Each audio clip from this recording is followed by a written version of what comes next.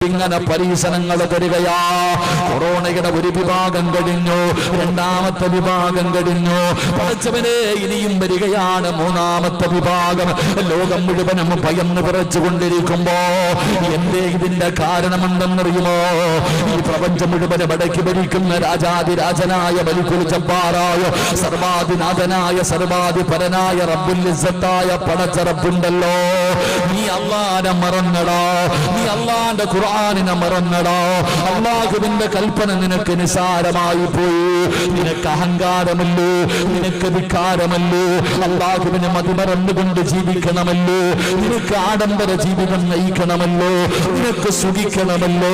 പടച്ച റബ്ബ് തന്നെ ജീവിതം ചെറുതാണ്. അതുകൊണ്ട് പടച്ചവനെ മരിക്കുന്നതിന് മുമ്പ് ഈ ജീവിതം ആസ്വദിക്കണമെന്ന് പറയുന്ന മനുഷ്യ, അല്ലാഹു നിന്നെ ആസ്വദിപ്പിക്കുമടാ. അല്ലാഹു